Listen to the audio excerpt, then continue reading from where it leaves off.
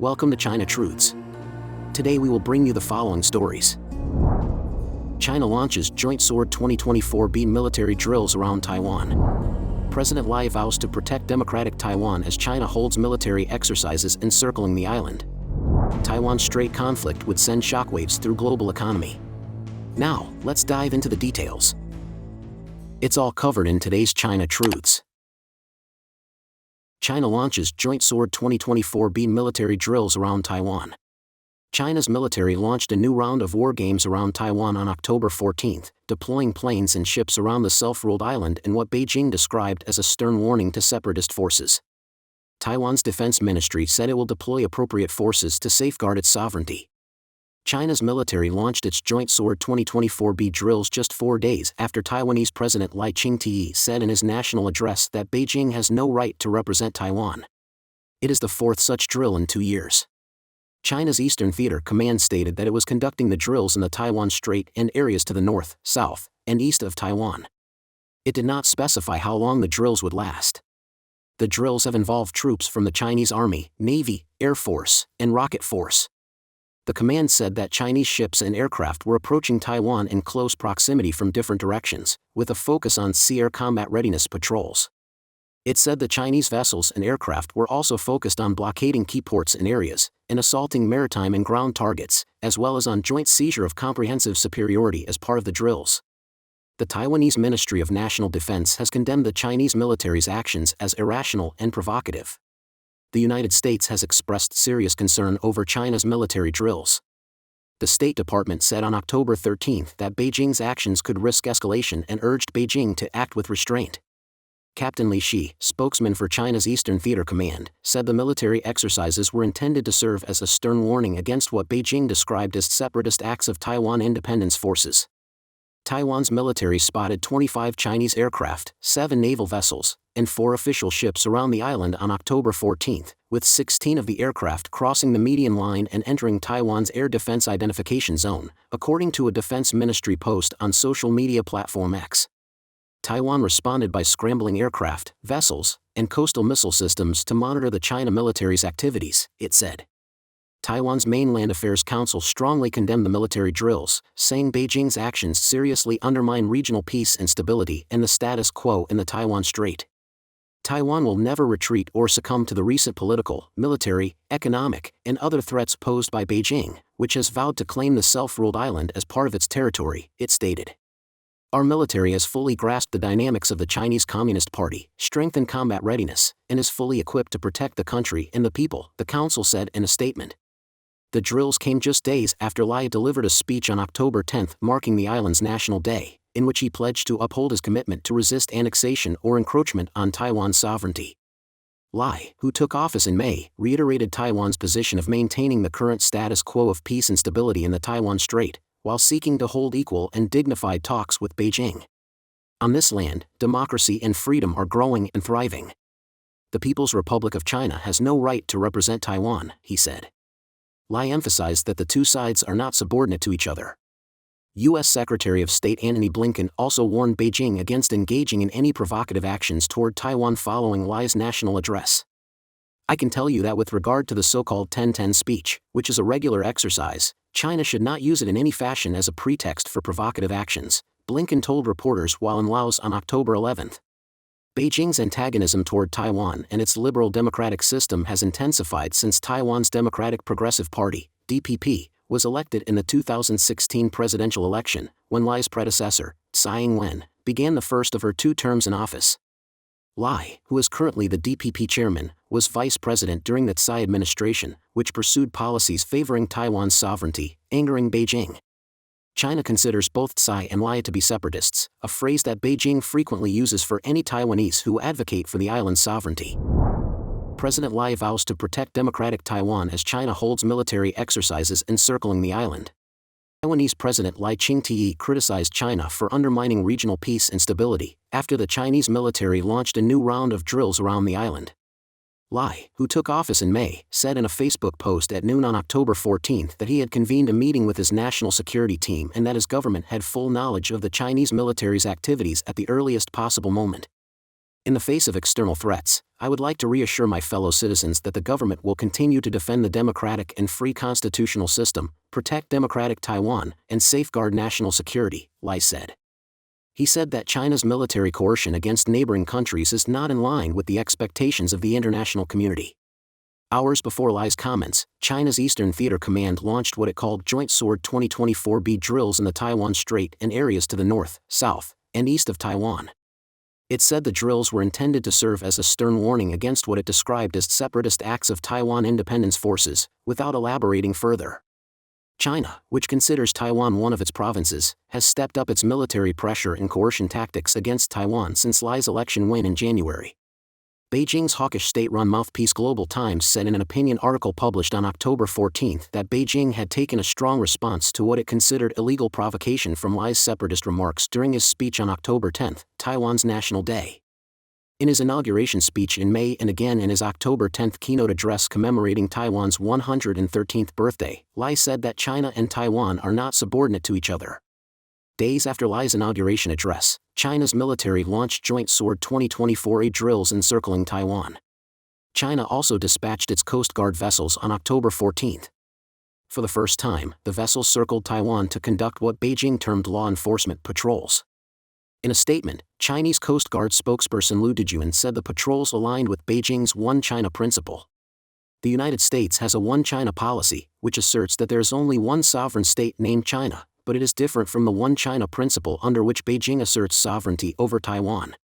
In a statement, Taiwan's Ministry of Foreign Affairs said Taiwan solemnly denounces China over its military drills and that Lai had expressed goodwill to China in his National Day address. The Ministry of Foreign Affairs calls on nations around the world to recognize China's authoritarian and expansionist nature, take concrete actions to support democratic Taiwan at this critical moment, unite in defending the values of freedom and democracy, and safeguard the rules-based international order, the statement reads. U.S. State Department spokesperson Matthew Miller said China's military action is unwarranted and risks escalation, according to a statement. We call on the People's Republic of China, PRC, to act with restraint and to avoid any further actions that may undermine peace and stability across the Taiwan Strait and in the broader region, Miller said. We continue to monitor PRC activities and coordinate with allies and partners regarding our shared concerns. The European External Action Service, the European Union's diplomatic arm, said in a statement that China's military exercises increase cross-strait tensions. The EU reaffirms that peace and stability in the Taiwan Strait are of strategic importance for regional and global security and prosperity, the EU body stated. We oppose any unilateral actions that change the status quo by force or coercion. On the night of October 14, Captain Li Shi, spokesperson for China's Eastern Theater Command, announced that the drills had concluded. Taiwan's Defense Ministry held a news conference, also on the night of October 14, saying it had detected 125 Chinese aircraft in the island's vicinity from about 5 a.m. to 4:30 p.m. local time and that 90 of these had entered the island's response zone. The ministry said that the number marks a single-day record for Chinese aircraft spotted. Additionally, the ministry said it detected 17 Chinese naval vessels and 17 Coast Guard ships in the island's nearby waters. Taiwan's Coast Guard Administration reported on October 14 that it had expelled 4 Chinese Coast Guard vessels from the restricted waters of Taiwan's offshore island of Matsu. Rush Doshi, director of the China Strategy Initiative at the American think tank Council on Foreign Relations and former deputy senior director for China and Taiwan at the U.S. National Security Council, took to social media platform X to question the role of China's Coast Guard vessels. This is unusual activity and outside of precedent, I believe. A prelude to law enforcement activity in the future? That would be a significant escalation, Doshi wrote. In June, the Center for Strategic and International Studies, SIS, in Washington, D.C., published a report investigating the possibility of China using its Coast Guard vessels to impose a quarantine on Taiwan. Under such a scenario, the Chinese vessels would enforce Beijing's customs rules around Taiwan, requiring cargo vessels, tankers, and their personnel destined for the island to undergo inspection and questioning by Chinese authorities. In doing so, China could punish Taiwan economically and undermine the island's sovereignty, the SIS said. Taiwan's opposition Kuomintang Party said in a statement it was strongly regrettable that China had chosen to conduct military drills around the self-ruled island, saying it would seriously affect regional security. Taiwan Strait conflict would send shockwaves through global economy. A conflict over the Taiwan Strait would have far-reaching consequences for the global economy, a Washington-based think tank warned, based on its estimates of trade flows through the narrow body of water separating China and Taiwan in 2022. The Center for Strategic and International Studies, SISE, explained that there had been a lack of publicly available, academically rigorous estimates of trade flows through the Taiwan Strait prior to the publication of its report on October 10. The report's researchers used a unique methodology and found that the Strait accounted for over a fifth of global maritime trade in 2022, or about $2.45 trillion. This report shows the immense importance of the Taiwan Strait to international commerce and demonstrates the scale of the economic consequences should Beijing upset the fragile stability in the Strait by using force against Taiwan, the researchers wrote.